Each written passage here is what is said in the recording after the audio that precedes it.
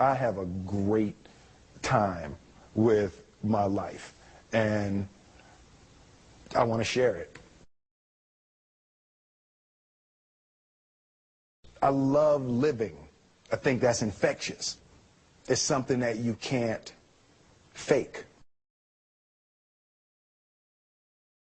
Greatness is not this wonderful, esoteric, elusive, God-like feature that only the special among us will ever taste. You know, it's something that truly exists in all of us. It's very simple. This is what I believe, and I'm willing to die for it. Yeah.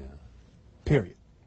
It's that simple. I know who I am, and I know what I believe. I know who I am, I know what I believe. That's all I need to know. And that's all I need to know. So from there, you do what you need to do. Yeah. You know, and I think what happens is we make this situation more complex than it has to be. Because we're looking for complexity. There's got to be something complex to understand. It can't be that easy. No. We didn't grow up with the sense that where we were was where we were going to be.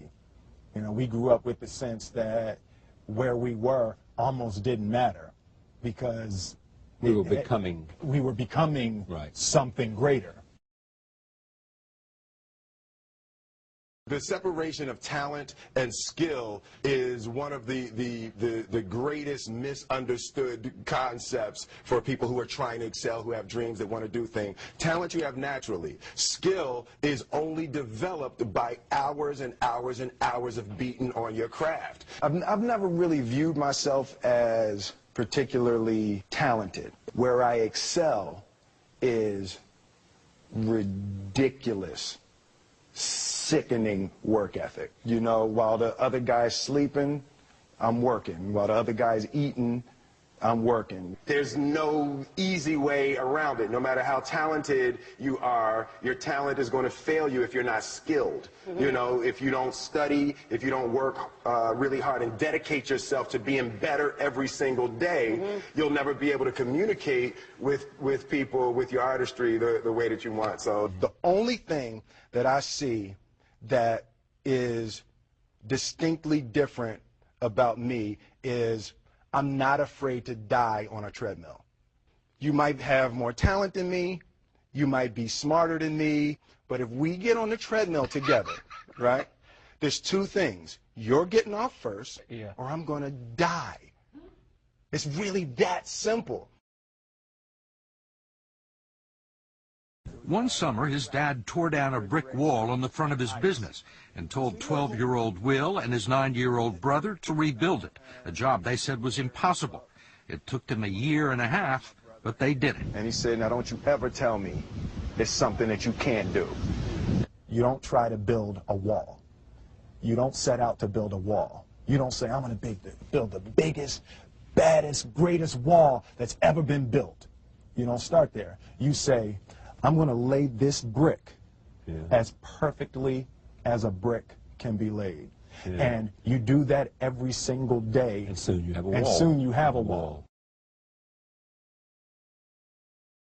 You know, it's an idea that my grandmother always had, that, you know, if you're going to be here, then there's a necessity to make a difference. She always instilled the responsibility, the spiritual responsibility that you have to make every group you come in contact with better. I want to do good. Yeah. I want the world to be better because I was here. I want my life, I want my work, my family, I want it to mean something. And it's like, it has, if you are not making someone else's life better, then you're wasting your time. You know, like your life will become better by making other lives better. I want to represent an idea. I want to represent possibilities.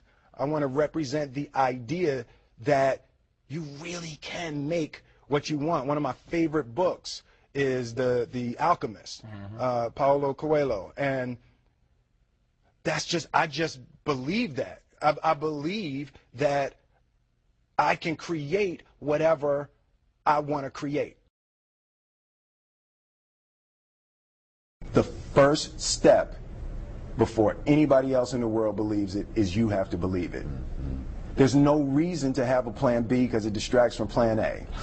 I think that there's a certain delusional quality that all successful people have to have. You have to believe that something different than what has happened for the last 50 million years of history. You have to believe that something different can happen. Confucius said, he who says he can and he who says he can't are both usually right. Being realistic is the most commonly traveled road to mediocrity.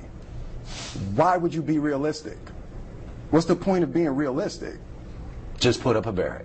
Yeah, I'm going to do it. It's done. It's already done. The second I decide it's done, it's already done. So now we just got to wait for y'all to see. It's unrealistic to walk in a room and flip a switch and lights come on. That's unrealistic. Fortunately, Edison didn't think so. It's unrealistic to think you're going to bend a piece of metal and fly people over an ocean in that metal. That's unrealistic. But fortunately, the Wright brothers and others didn't believe that. And it just seems like such a ridiculous idea to me to embrace the idea that it's not going to happen and that's not real for that to happen. As soon as you say it, now you just made that real. Our thoughts, our feelings, our dreams, our ideas are physical in the universe. That if we dream something, if we picture something, if we commit ourselves to it, that is a physical thrust towards realization that we can put into the universe. That the universe is not a thing that's going to push us around. That the world and people and situations are not something that are going to push us around. That we are going to bend the universe and command and demand that the universe become what we want it to be. I study the patterns of the universe. There's a redemptive power that making a choice has, you know, rather than feeling like you're at effect to all the things that are happening. Make a choice, right? You just decide what it's going to be, who you're going to be, how you're going to do it. Just decide. And then from that point, the universe is going to get out your way. It's like it's water. It wants to move and go around stuff. You know, there's a flow of the universe that I've grown to know just how to go with it. I realize that to have the level of success that I want to have, it's difficult to spread it out and do multiple things. It takes such a desperate, obsessive focus. You really got to focus with all of your fiber and all of your heart and all of your creativity. I'm motivated by fear. Fear. You know? Fear of what? Fear of fear. I hate being scared to do something. And I think what developed in my early days was the attitude that I started attacking things that I was scared of. It was Franklin Roosevelt said the only fear you have to fear is fear itself. Absolutely. Remember that? Absolutely. Yeah. You can't be scared to die for the truth. The truth is the only thing that's ever going to be constant.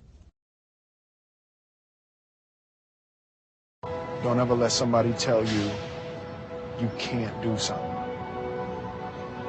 Not even me. All right? You got a dream, you got to protect it. People can't do something themselves. They want to tell you you can't do it.